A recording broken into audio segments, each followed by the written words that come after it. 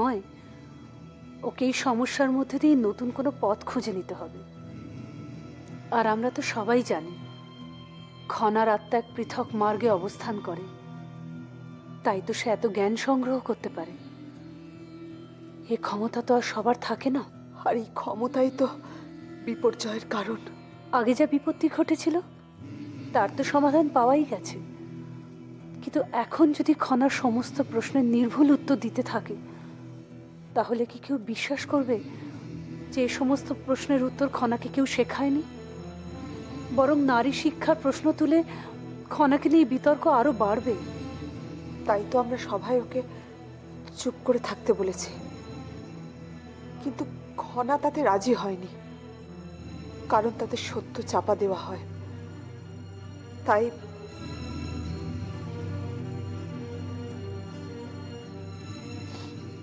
খনা ঠিক করেছে ও জিভের তলায় সুপুরি নিয়ে রাখবে।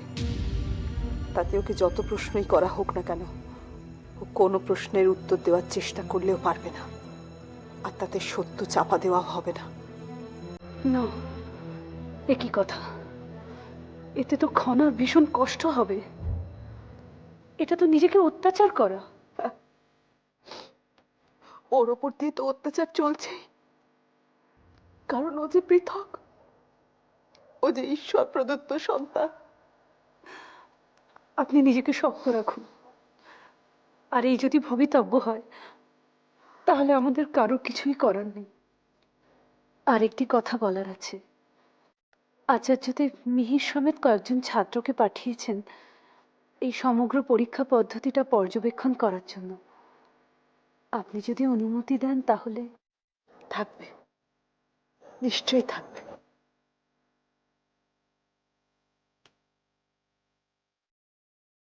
আপনারা সিংহলের গর্ব। আজ আপনাদের এই সভায় পেয়ে আমি সত্যিই ধন্য। দয়া করে আসন গ্রহণ করুন।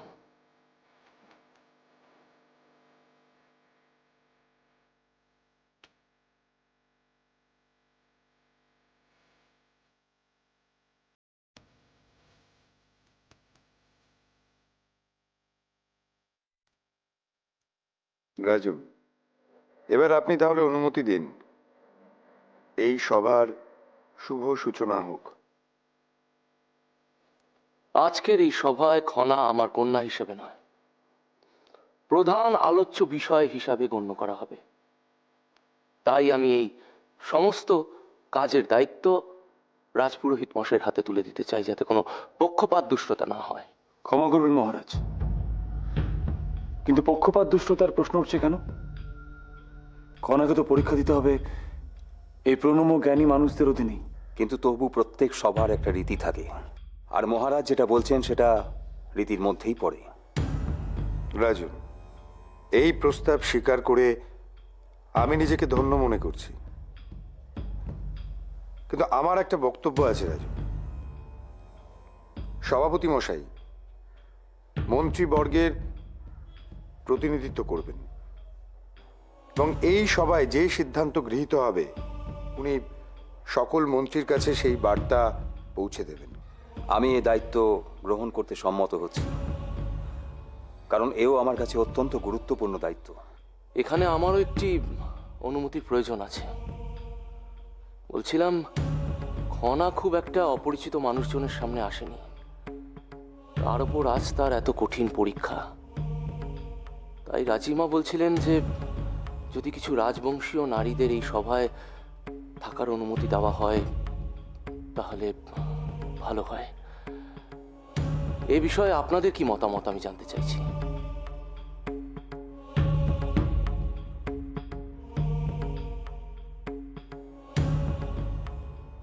আমরা রাজবংশীয় নারীদের সম্মান এবং মর্যাদা সম্পর্কে অবহিত। তারা যথেষ্ট সম্মানীয় এবং মহীয়সী। অবশ্যই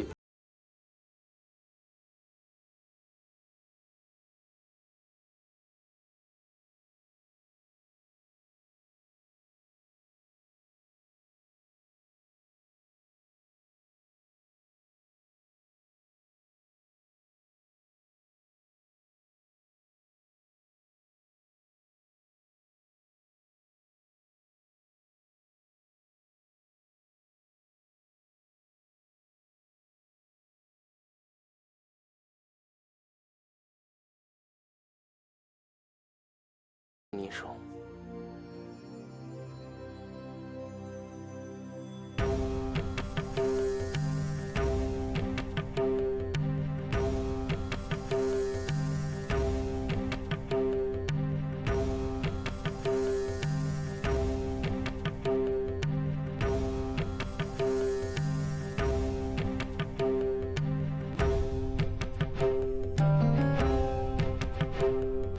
ज्ञान ज्ञान धर्म प्राण काल काल युग महान ज्ञान ज्ञान धर्म प्राण काल काल युग महान मननय अंतरिक्ष व्योम जागे दीप्त सर्वभूम एक शरीर बहुगुणा वसते सर्व मने खना खना खना खना खना। আপনাদের সকলকে প্রণাম।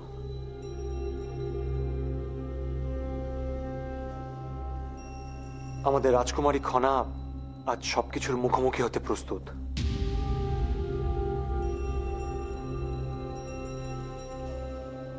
জয়দ্রথ খনাকে সঙ্গে নিয়ে এলো।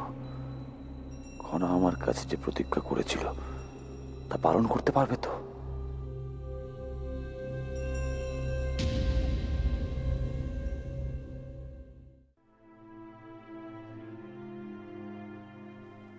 খনা রাজসভায় পৌঁছে গিয়েছে। আমি যে আর কিছু ভাবতে পারছি না মনি ভাই, আমার খুব দুশ্চিন্তা হচ্ছে। আমার বারবার মনে হচ্ছে সব দোষ আমার। আমি খনাকে শিক্ষা দিয়েছি, আজ আমার জন্যই ওকে এই দিন দেখতে হচ্ছে। এরকম করে বলছো কেন মনি ভাই? দেখো, তুমি যেটা করেছো সেটা তো রাজিমার নির্দেশে করেছো। তাছাড়া খনার জন্ম মুহূর্তে আমি খনাকে শিক্ষার আলো জেলে দিতে চেয়েছিলাম ওর মধ্যে। খনা তো আমাকে কৌরকে মা বলে ডাকে, তাই আমি ওর মা হিসেবে ওর মধ্যে ওই আলো ভরে দিতে চেয়েছিলাম।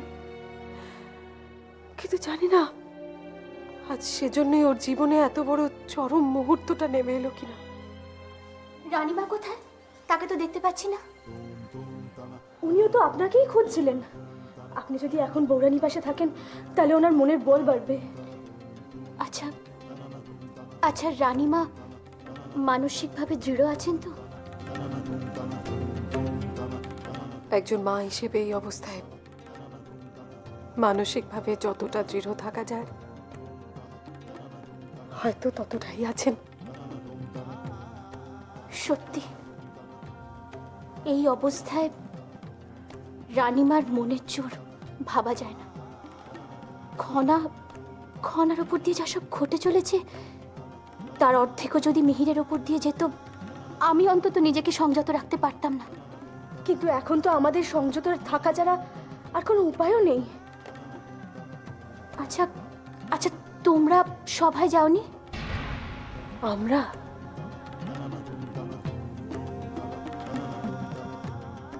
মনি ভাই বা আমি, আমাদের মতো একজন বন্ধা অথবা বিধবা নারী যদি আজ রাজসভায় উপস্থিত থাকি আর সেটা যদি খনার জীবনে কোনো অশুভ সংকেত বয়ে আনে, তবে যে আমরা দুজনেই নিজেদের ক্ষমা করতে পারবো না।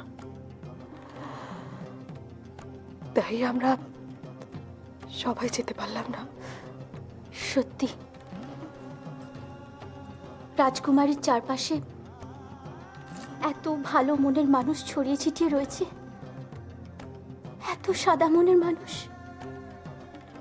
রাজকুমারীর কোনো অমঙ্গল হতে পারে না। তুমি মিলিয়ে নিও, খনার কোনো ক্ষতি হবে না, ওর কোনো ক্ষতি হবে না।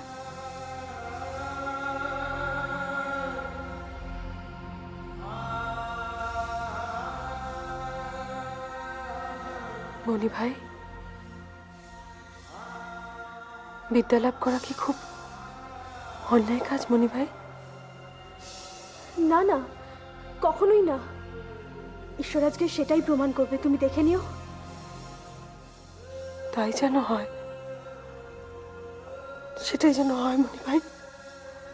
না হলে যে আমরা নিজেদের কোনোদিন ক্ষমা করতে পারবো না, কোনোদিনও না, কোনোদিন না।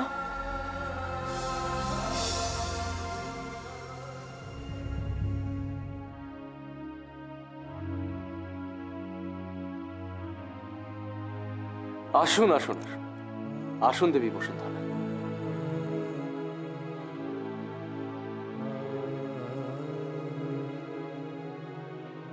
আপনার আগমনে আমরা সবাই ধন্য।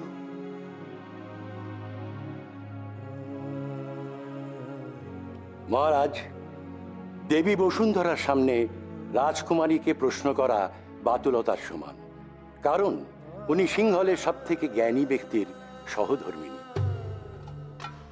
দেবী বসুন্ধরা আবার এখানে কেন? ওনার উপস্থিতিতে খনার রক্ষা পাবার সুযোগ পেয়ে যাবে না তো? খনা আমার কাছে যে প্রতিজ্ঞা করেছিল তা পালন করতে পারবে কিনা বুঝতেই পারছি না। হে ঈশ্বর, আমার কন্যাকে এই চূড়ান্ত কঠিন পরীক্ষা থেকে মুক্ত করতে তুমি কি দেবী বসুন্ধরাকে এখানে পাঠিয়েছো? যদিও এই সভা পরিচালনার দায়িত্ব আমার উপরে বর্তেছে, তবুও এই প্রশ্ন উত্তর পর্ব দেবী বসুন্ধরার সামনে হবে কিনা সেই সিদ্ধান্ত দেবী বসুন্ধরা স্বয়ং নিন। এটা আমার ওনার কাছে বিনীত অনুরোধ। আমি এখানে এসেছি খনার ধর্মমাতা হিসেবে।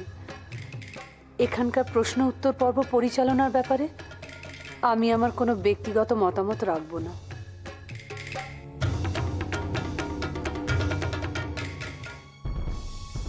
আচ্ছা দেবী বসুন্ধরা, আচার্যদেব কি এই সভায় উপস্থিত থাকবেন? উনি এই সভা সম্পর্কে কি কোনো মতামত জানিয়েছেন?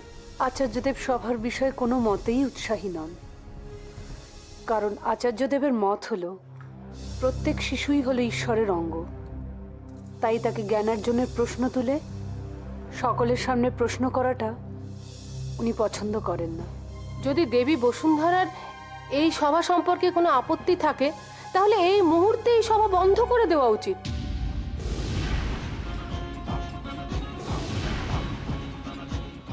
কারণ আচার্য দেবের কথাতে প্রশ্ন তোলাই তো রীতিমতো অন্যায়। তাই উনি যখন চাইছেন না তখন। আর তাছাড়া আচার্যদেব নিজে ঘোষণা করেছিলেন খনা সিংহলের ভাগ্যলক্ষ্মী।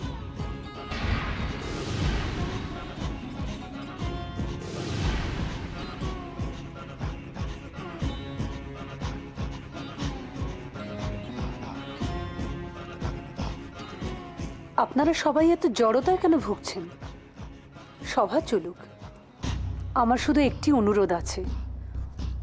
আচার্যদেব তার বেশ কয়েকজন শিষ্যকে এই প্রশ্ন উত্তর পদ্ধতি পর্যবেক্ষণ করার জন্য এখানে পাঠিয়েছেন, যাতে তারা তাদের নিজেদের জ্ঞান সম্পর্কে সম্যক ধারণা করতে পারে।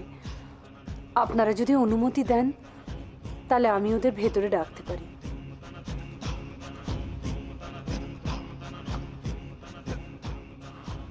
আপনারা দয়া করে সবাই আসন গ্রহণ করুন।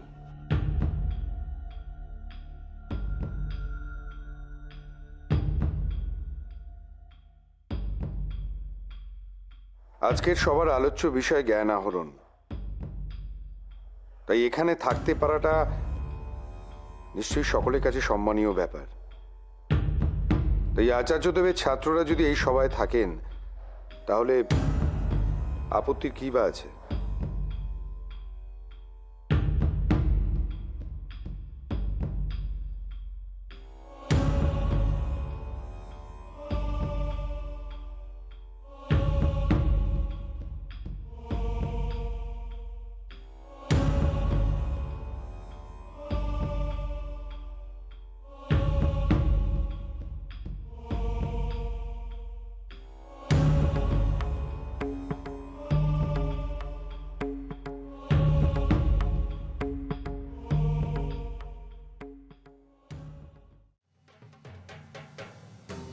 রাজন, আমায় ক্ষমা করবেন।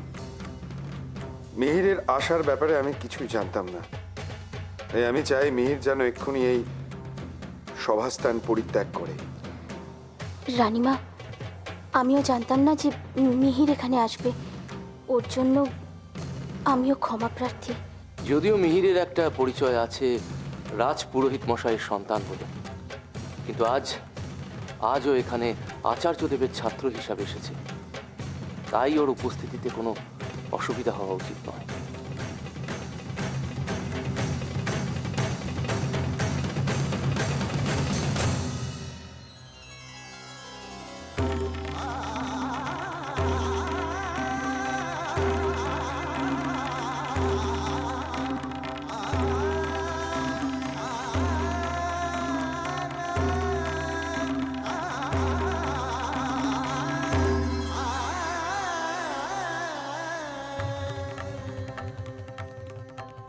আমার মনে হয় রাজকুমারী খনার এখানে থাকতে অস্বস্তি হচ্ছে। ও ও তো শিশু। আমার মনে হয় যত দ্রুত সম্ভব এই সভার কাজ শেষ করা প্রয়োজন।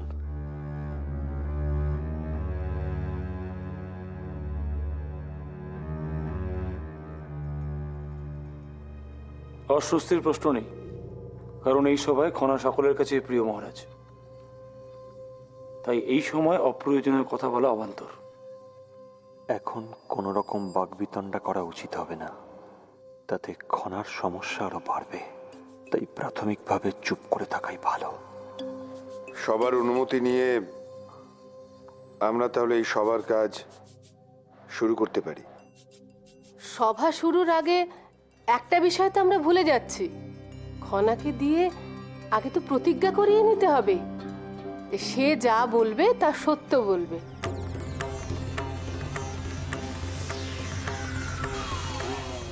এই আবার কি ধরনের কথা? এ তো হাস্যকর। এ তো রাজকুমারীর সততা নিয়ে প্রশ্ন। সকলের প্রতি শ্রদ্ধা জানিয়ে আমি একটা কথা বলতে চাই। যদি এটা প্রমাণিত হয় যে খনা অসত্যের পথ বেছে নিয়েছে, তাহলে ওকে যেন রাজকুমারী হিসেবে আর ভাবা না হয়। এই অসত্য ভাষণের জন্যে ওর যা শাস্তি হয় হোক, তাতে আমার কোনো আপত্তি নেই।